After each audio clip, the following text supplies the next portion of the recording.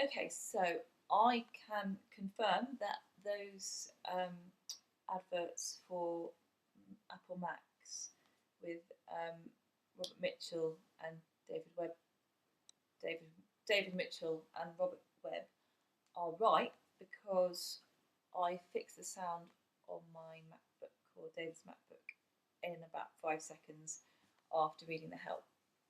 Um, so yeah, I thought I would record my voice because when I did my How Middle Class Am I quiz, everyone said I had a generic middle class accent, um, which I probably do, and I'll probably look at this when I've recorded it and think, oh, I don't like my voice. But anyway, you've all been reading what I've written, so you can now read it and imagine my lovely middle class voice saying it. Um, yes, and I thought I would read some poems, two poems by um, John Hegley, um, who is one of my favourite poets, because he grew up in the Midlands and moved to London, which, although I grew up in London and then moved to the Midlands and then moved back to London, I kind of lived in the Midlands and grew up in London because I moved back when I was 20, which was when I kind of became an adult and all that business. Anyway, yeah, so John Hegley is one of my favourite poets because he writes about glasses and dogs, which should be more poems about that. Yes, the first one is called The Luton Bungalow, about his childhood in Luton. So, not counting the goldfish, who we didn't really know, there were 5 of us in our bungalow. Oh no, the 5 of us in our family in the Luton Bungalow. My brother loved the aeroplanes that lived up in the sky, and any love that you could get, you didn't let go by. And he hung about the airport where they had a good supply of aeroplanes. My sister was no plane spotter. She much used to prefer the wings of the theatre I made specially for her. The characters were cardboard and the action rather slow, but she cried as Mr. Punch was hung in our Luton bungalow. My mother was of Kentish stock from Ramsgate by the sea, and she cleaned the place around the clock and around the settee. She cleaned the household surfaces as like she had to get below the surface of existence in the Luton bungalow.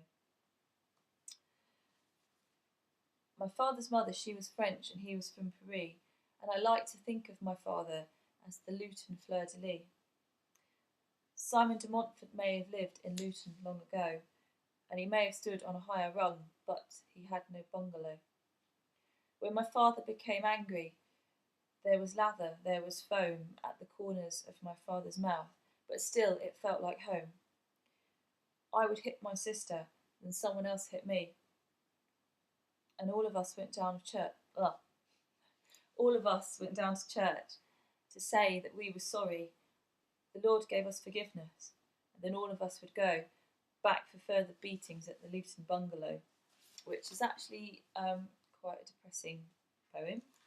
But luckily, he didn't stay in Luton. He moved to London and became a poet and wrote about glasses, but not in this poem, which is called A Londoner's Lament. I was formed in Luton, but in London I was born, and now I live in London. That's where I woke up this morning.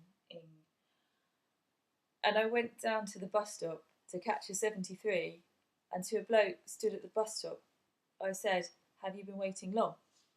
And eventually he said, "That's my business, mate.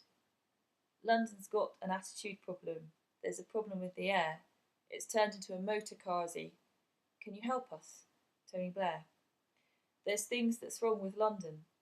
They ain't what they used to be. There's things that's wrong with London, and there's things that's wrong with me. But here we're concerned with things that's wrong with London. The sick city, that only Bupa can recuperate. High-rise prices, low-rise cardboard, cheapo cider, port and starboard. But out of work and murky as it is, the big river remains a quivering life-giver. The city retains something for the enthusiastic siver. The culture, the multiculture, the architecture, the parkitecture, the spark of fellow feeling, it's still there. There's plenty left to wave at, as well as that which ought to drown. Maybe it's because I'm a Londoner that I love Luton town.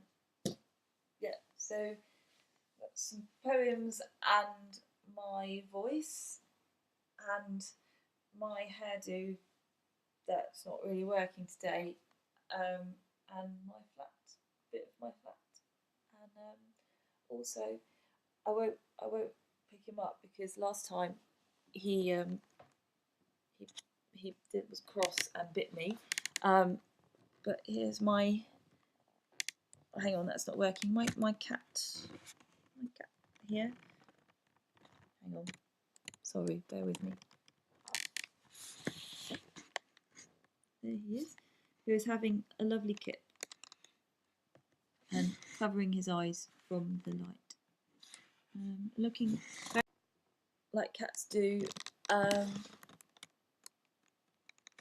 I hope you all have as nice a sleep as Flashheart is managing. Okay, bye.